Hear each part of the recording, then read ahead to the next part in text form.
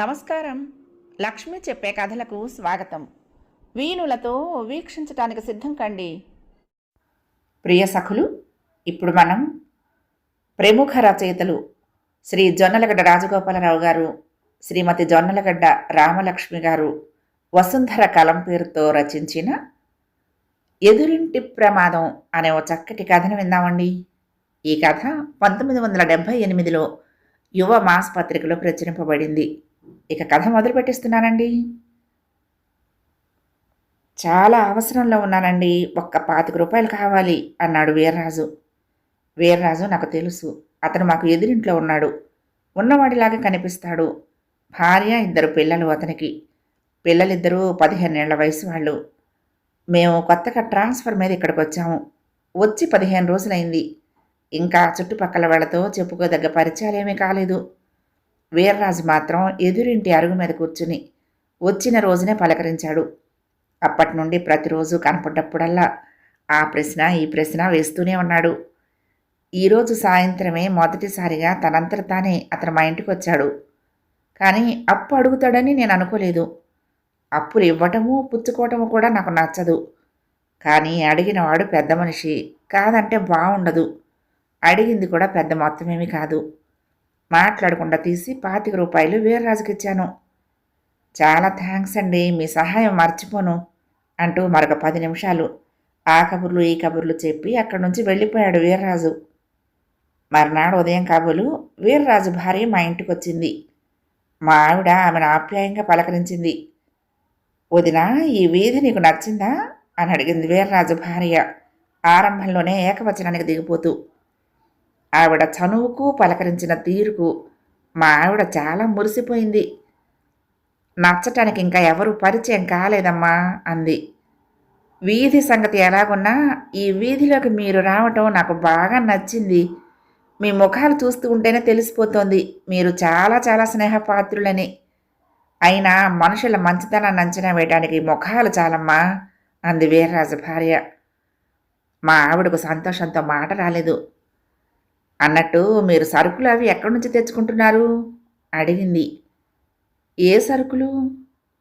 అదేనమ్మా, పప్పు, ఉప్పు, కాఫీ పొడి వగైరాలు. సందు చివరన ముత్యాలరావు దుకాణంలో నుంచి చెప్పింది మా ఆవిడ. అక్కడి నుంచే తెచ్చుకుంటున్నారా? అయితే పర్వాలేదులే. ఈ ప్రాంతాల్లో న్యాయమైన ధరలకు సరుకులు దొరికే షాపు ముత్యాలరావుదొక్కటే. మీకు చెప్దామనుకున్నాను. నిన్నటికి నిన్న ఆయన వచ్చి ఈ విషయం చెప్దామనుకుంటేనే మర్చిపోయారుట. అది సరే, మరి మీకు రేషన్ కార్డు వచ్చిందా అడిగింది ఆవిడ. ఇంకా లేదమ్మా, పంచదారకు కాస్త ఇబ్బందిగానే ఉంది. అయ్యో, నాకు ఆ దృష్టే లేదు. లేకపోతే మా కార్డు మీద మీకోసం 1-2 కిలోలైన అట్టే పెట్టి ఉండేదాన్ని అందావిడ. బాగుంది, ఎవరి అవసరం వాళ్ళది. మంచి మాట అన్నారు చాలు. 1-2 నెలలకు పంచదార బయటే కొనుక్కుంటాము, ఈలోగా కార్డు రానే వస్తుంది అంది నా శ్రీమతి. అది కాదమ్మా, అసలు మాకు ఎప్పటి సరుకులు అప్పుడు తెచ్చుకోవటం తప్పితే ముందుగా తెచ్చి ఉంచుకునే అలవాటు లేదు. అయినా ఈ నెల ఆయనకేం బుద్ధి పుట్టిందో పంచదార ముందుగానే తెచ్చేశారు. సగానికి పైగా అప్పుగానే వెళ్ళిపోయింది. ఇంతకీ మీ ఆయన కూడా మా ఆయన లాగానేనా, లేక నెల సరుకులు ముందే ఇంట్లో తెచ్చి పడేస్తాడా ప్రశ్నించింది ఆవిడ. మా ఇంట్లో ఎప్పుడూ 1 నెలకు సరిపడా సరుకులు అడ్వాన్స్గా ఉంటాయి మా శ్రీమతి గర్వంగా అంది. అమ్మయ్య, చల్లటి మాట చెప్పావు. పొద్దున్నే బజారు కదలమంటే ఆయన వెళ్ళరు. పిల్లలు సరే చెప్పిన మాట వినరు. సాయంత్రం ఆఫీసు నుంచి వచ్చేటప్పుడు తెస్తానన్నారు. ఒక్క కప్పుడు కాఫీ పొడి ఉంటే ఇవ్వు తల్లి అంది వీర్రాజు భార్య. ఉపోద్ఘాతం, సంభాషణ, ప్రశంసలు అన్నీ కలిపి ఇలా దారి తీసేసరికి మా ఆవిడ నిర్ఘాంతపోయింది. ఆవిడ చాతుర్యానికి ముక్కు మీద వేలేసుకుని అడిగిన కాఫీ పొడి ఇచ్చేసి ఆ తర్వాత జరిగిందంతా తూచా తప్పకుండా నాకు వివరించింది. వినగానే వీర్రాజు భార్య చాతుర్యాన్ని అభినందించగలిగిన నా మనసు ప్రమాదాన్ని పసిగట్టింది. ఏ పరిచయం లేకుండానే పలకరింపుల సాయంతో తీసుకుపోయింది వీర్రాజు భార్య. అంతకంటే ప్రమాదం ఆ రోజు జరిగింది. మాకు 2 పిల్లలు, 2 మగవాళ్లే. ఒకడికి 10 ఏళ్ళు, రెండో వాడికి 8. వీర్రాజు పిల్లలతో పోలిస్తే వీళ్ళిద్దరూ కాస్త పేలగా ఉంటారు. వీర్రాజు పెద్ద కొడుకి 15 ఏళ్ళు, చిన్నవాడికి 14 ఉండొచ్చు. ఎదురెదురు ఇళ్ల వాళ్ళు కావటం వలన పిల్లలకు కూడా తొందరగానే దోస్తీ కుదిరింది. మొదట్లో వీధిలో ఆడుకునేవారనుకుంటాను, తర్వాత వీర్రాజు ఇంట్లో. ఆ రోజు మాత్రం మొట్టమొదటిసారిగా వీర్రాజు పిల్లలు మా ఇంటికొచ్చారు ఆడుకునేందుకు. మా పిల్లలకు చాలా బొమ్మలున్నాయి. చిన్నతనంలో నేను బొమ్మలతో ఆడుకోలేదు. మా నాన్న కొనేవాడు కాదు. అందుకని నాకది తీరని కోరికగా ఉండిపోయింది. నేను ఎదిగి సంపాదన పరుణ్ణై నాకు పిల్లలు పుట్టాక కనపడిన బొమ్మనల్లా వాళ్ళ కోసం కొనటం మొదలుపెట్టాను. ఆ బొమ్మలతో ముందు నేను మా ఆవిడ ఆడుకుని తర్వాత పిల్లలకి ఇస్తూ ఉంటాం. అయితే పిల్లల్ని పూర్తిగా బొమ్మల దగ్గర వదిలిపెట్టం. మా ఎదురుగానే వాళ్ళు కాసేపు వాటితో జాగ్రత్తగా ఆడుకుని తర్వాత దాచేయాలి. బొమ్మల విషయంలో అంత బుద్ధిగా ఉండటం ఆ ఈడు పిల్లలకు తృప్తిగా ఉండదు. కానీ అవి చాలా ఖరీదైన బొమ్మలు కావటం వలన అలా చేసేవాళ్ళం మేము. కానీ ఈ మధ్య కాస్త పెద్దవాళ్ళు అయ్యారు కాబట్టి అడపాదడపా మేము లేకపోయినా ఓ గంట ఆడుకొనిస్తున్నాము. ఆ కన్సెషన్ మా మూడుని బట్టి ఉంటుంది. వీర్రాజు పిల్లల ముందు కాస్త గొప్పగా ఉంటుందని తోచి మా ఆవిడ పిల్లలకు ఆడుకునేందుకు మంచి బొమ్మలే ఇచ్చి జాగ్రత్త అని మరీ మరీ చెప్పింది. వాళ్ళు చాలాసేపు ఆడుకున్నారు. వీర్రాజు పిల్లలు వెళ్ళిపోయాక చూస్తే మా ఆవిడకు వాటిల్లో ఒక బొమ్మ కనపడలేదు. అది బ్యాటరీ సహాయంతో నీటిలో నడిచే బోటు. చాలా వెతికి చూశారు, కనపడలేదు. అప్పుడు పిల్లలు బొక్కెమొహం వేశారు. మా ఆవిడొచ్చి నాకు చెప్పింది. ఇద్దరం కూడా చాలాసేపు తర్జన భర్జనలు చేశాము. కానీ ఏం జరుగుంటుందో తెలియలేదు.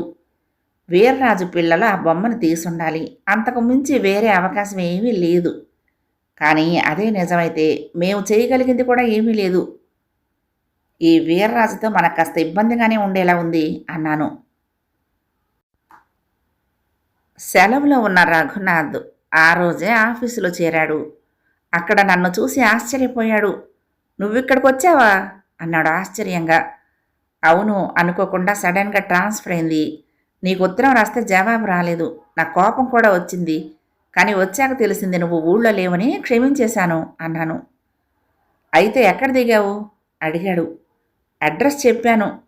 వింటూనే వాట్, ఆ వీర్రాజుగాడి ఎదురిల్లా? బాప్రే, వెంటనే ఇల్లు మార్చేసాయి అన్నాడు రఘునాథ్. నేను ఆశ్చర్యపోయాను. వీర్రాజు నీకు తెలుసా అడిగాను.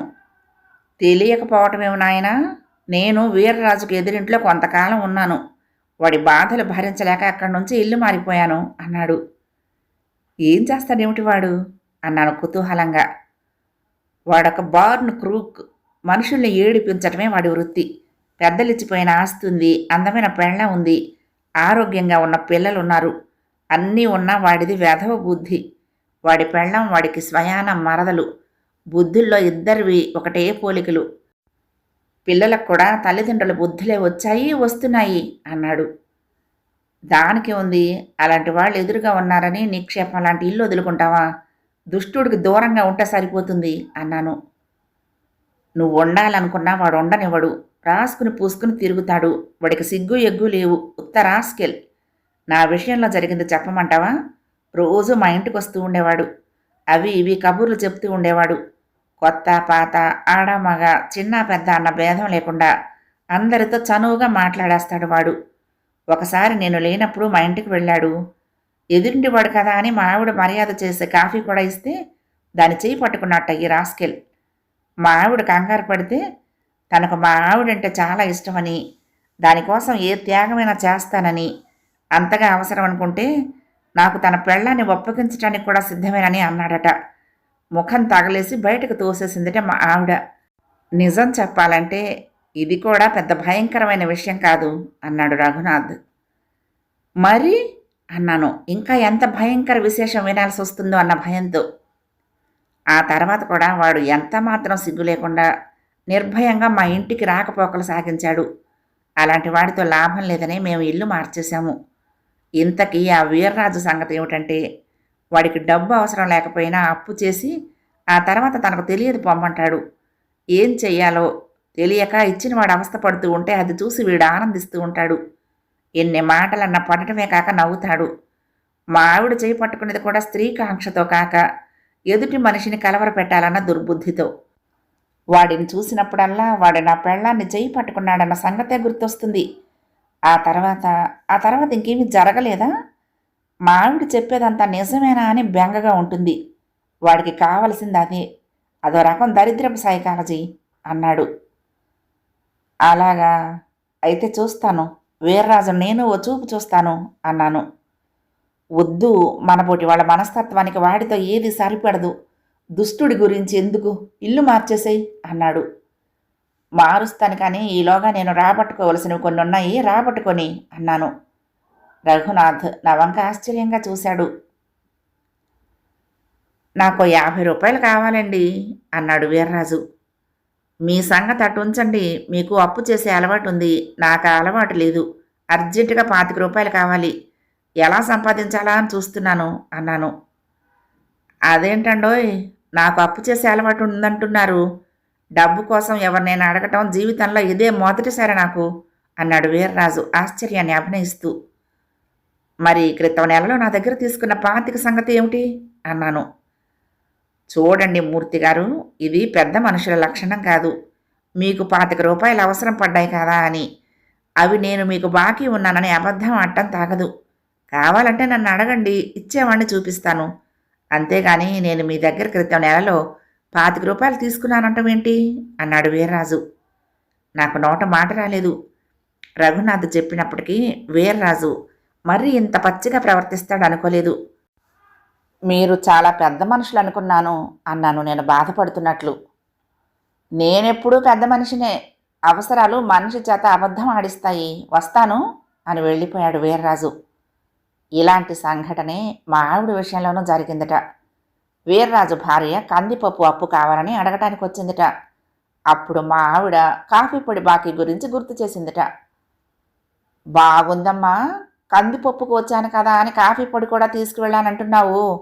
ఎవరికిచ్చి ఎవరిని అడుగుతున్నావో. ఇంట్లో కాఫీ పొడి లేకపోతే కాఫీ తాగటమైనా మానేస్తాను కానీ అప్పుకెళ్ళను. కందిపప్పు అంటే ఆ సంగతి వేరు. పప్పు లేకపోతే మా వారికి ముద్ద దిగదు అందుట వీర్రాజు భార్య. మర్నాడు సాయంత్రం వీర్రాజు మమ్మల్ని వాళ్ళ ఇంటికి ఆహ్వానించాడు. నిన్నటి సంగతంతా మర్చిపోయినట్లే ఉన్నాడు. చాలా మామూలుగా మాట్లాడుతున్నాడు.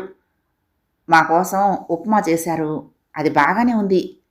మేము కబుర్లాడుతూ ఉండగా వీర్రాజు పిల్లలు వచ్చారు. మామయ్య గారికి మా బొమ్మలు చూపిస్తామంటూ మారం మొదలుపెట్టారు. సరేనని చూడటానికి వెళ్ళాము. వీర్రాజు పిల్లలకి కూడా చాలా బొమ్మలున్నాయి. వాటిల్లో చాలా వరకు ఖరీదైనవే. అలా అవి ఇవి చూస్తూ ఉండగా వాటిల్లో బోటు కనపడింది. అప్రయత్నంగా నా చెయ్యి దాని మీద పడింది. అందుకున్నాను. ఇది బ్యాటరీతో నడిచే బోటు. నీటిలో వదిలేమంటే గొప్ప స్పీడ్గా పోతుంది. అయితే ఇంట్లో ఉండే టబ్స్ లాభం లేదు. బయట ఏ చెరువుల్లోనైనా ఆడుకోవలసిందే అన్నాడు వీర్రాజు కొడుకు. నేను ఆ బోటు తీసుకుని పరిశీలించి చూశాను. పైభాగంలో ఒక మూల సన్నగా పగులు కనిపించింది. సందేహం లేదు, అది మా బోటే. మా అబ్బాయి పుట్టినరోజుకి 2 సంవత్సరాల క్రితం నా స్నేహితుడు ఒకడు దీన్ని బహుమతిగా ఇచ్చాడు అన్నాడు వీర్రాజు. ఇంకా నాకు అక్కడ ఉండబుద్ధి కాలేదు. అది నా బోటేనే అమ్మా అన్నాడు నా రెండో కొడుకు. అలాంటి బోటే వాళ్ళకి ఒకటి ఉందిలే అంది నా శ్రీమతి. మీకు కూడా ఇలాంటి బోటు ఉండేదా అడిగాడు వీర్రాజు. ఉండేదండి, నెలల క్రితం పోయింది. పిల్లల ఆట వస్తువుల విషయంలో జాగ్రత్తగా ఉండాలండి. మా పిల్లలకైతే మేము వేరే ఏమీ చెప్పనక్కర్లేదు. వాళ్లకు చాలా జాగ్రత్త ఎక్కువ అన్నాడు వీర్రాజు. నాకు ఒళ్ళు మండిపోయింది కానీ తమాయించుకున్నాను. అప్పుడే నేను వీర్రాజు ముఖంలోకి పరిశీలనగా చూశాను. అంతులేని ఆనందంతో అతని ముఖం వెలిగిపోతోంది. రఘునాథ్ చెప్పింది నిజమే. ఎదుటి వాళ్లను ఇరుకుని పెట్టి ఆనందించే మనస్తత్వం వీర్రాజుది. నా ఇబ్బంది తను కనిపెట్టి ఆనందిస్తున్నట్లున్నాడు. ఆ తర్వాత నాకు వాళ్ళ ఇంట్లో ముళ్ల మీద కూర్చున్నట్లుంది. వీలైనంత త్వరగా బయటపడ్డాము. మేము ప్రత్యేకించి పిలవక్కర్లేదు. వీలున్నప్పుడల్లా వస్తూ ఉండండి. మీరు పిలవకపోయినా మేము అలాగే వస్తూ ఉంటాం అన్నాడు వీర్రాజు. అలాగే నన్ను తల ఊపి ఇంట్లో పడ్డాను. ఎంత ధైర్యం అండి, నిలువున అబద్ధం ఆడేస్తున్నారా మనుషులు. అసలు వీళ్ళని ఏమనుకోవాలో తెలియటం లేదు. ఆ బోటు విషయం మీరు గమనించారో లేదో కానీ అది మనదేనండి అంది శ్రీమతి. అవును, దానికి పగులు కూడా ఉంది. కానీ మనదేనని ఎలా చెప్తాం అన్నాను. అన్నాక ఒక్క క్షణం ఆలోచించాను. చాలా కాలంగా నీకు ఒక విషయం చెప్దామనుకుని తడపటాయిస్తున్నాను. వీర్రాజు విషయంలో నువ్వు చాలా జాగ్రత్తగా ఉండాలి.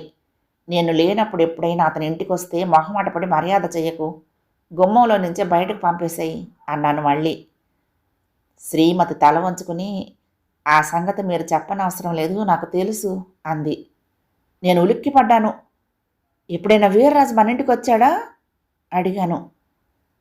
ఎలా చెప్పాలా అని తడపటాయిస్తున్నాను అంటూ తను చెప్పిన కథ విన్నాక సరిగ్గా రఘునాథ్ విషయంలో ఇలాగే జరిగిందనుకున్నాను. ఇన్ని జరిగాక ఏం చెయ్యాలి? ఇల్లు మారిపోయి తీరాలా? కానీ ఎలా? వీర్రాజుకు బుద్ధి చెప్పకుండానే వెళ్ళాలా? అయితే సిగ్గు ఎగ్గు లేని వీర్రాజుకు బుద్ధి చెప్పడం ఎలాగా? దేవుడే ఏదో ఒక అవకాశం చూపించకపోడు గదా అనిపించింది. ఏం చెయ్యాలో పాలుపోవటం లేదు అన్నాడు కైలాసరావు. కైలాసరావుకు ఉద్యోగం ఉన్నప్పటికీ పేదవాడనే చెప్పాలి. అతనికున్న ఎన్నో బాధ్యతలకు కనీసం సొంతిల్లన్నా లేకపోతే చాలా ఇబ్బంది పడేవాడు. అయితే ఇప్పుడు ఆ సొంతిల్లు చేజారిపోయే ప్రమాదం వచ్చింది. కైలాసరావు తండ్రి, వీర్రాజు తండ్రి ఇద్దరు స్నేహితులు. ఇద్దరివి పక్కపక్క ఇళ్ళు. ఇటీవల ఏదో విషయంలో వీర్రాజు, కైలాసరావు దెబ్బలాడుకున్నారు. వీర్రాజు శాంతం వహించిన కొద్దీ కైలాసరావు రెచ్చిపోయి వీర్రాజుని నానా దుర్భాషలు ఆడాడు. 2 రోజులాగి వీర్రాజు కైలాసరావుకు కాగితం చూపించాడు. దానిమీద రాసి ఉన్న ప్రకారం 1956 సంవత్సరంలో కైలాసరావు తండ్రి వీర్రాజు తండ్రి వద్ద 5,000 రూపాయల రొక్కం అప్పుగా తీసుకున్నాడు. అందుకు ఇల్లు తాకట్టు పెట్టాడు. ఆ బాకీ విషయం కైలాసరావుకు ఏమాత్రం తెలియదు. డబ్బైనా ఇయ్యి, ఇల్లైనా వదులుకో అంటున్నాడు వీర్రాజు. కైలాసరావు ఇల్లు వదులుకోలేడు. ఇన్నాళ్ళు ఏమీ మాట్లాడకుండా ఇప్పుడు ఆ కాగితాలు బయటపెట్టడం ఏదో అనుమానించదగ్గ విషయంగానే ఉంది. మార్కెట్లో నేను కైలాసరావును మామూలుగా ప్రశ్నించగా అతను తన గోడంతా వెళ్ళబోసుకున్నాడు. అంతా విన్నాక చాలా ఆశ్చర్యం కలిగింది. కైలాసరావు తండ్రి వీర్రాజు తండ్రి దగ్గర అప్పు చేశాడే అనుకుంటే అప్పుడే ఆ అప్పు తీసుకుని 20 ఏళ్ళు అయిపోతోంది. ఇంతకాలము వీర్రాజు ఏం చేస్తున్నాడు?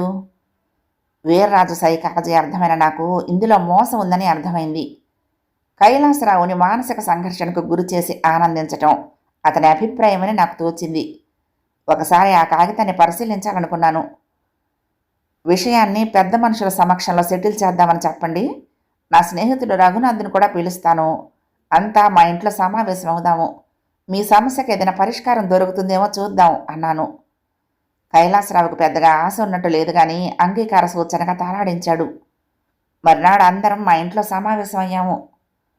వీర్రాజు ఓ కాగితాన్ని తీసి నాకు అందించి, ఇది కైలాసరావు తండ్రి గారు మా నాన్నగారికి రాసిచ్చిన దానికి కార్బన్ కాపీ అన్నాడు.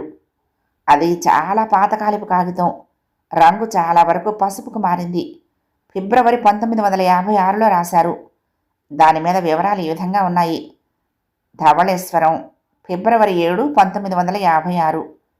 మహారాజశ్రీ గుడివాడ భానుమూర్తి గారు దయతో నాకు 5,000 రూపాయలు, అక్షరాల 5,000 రూపాయలు అవసరానికి అప్పుగా ఇచ్చి ఆదుకున్నారు. ఈ అప్పు తీరే వరకు రథం వీధిలో ఉన్న నా స్వగృహం వారికి తాకట్టుగా సమర్పించుకుంటున్నాను.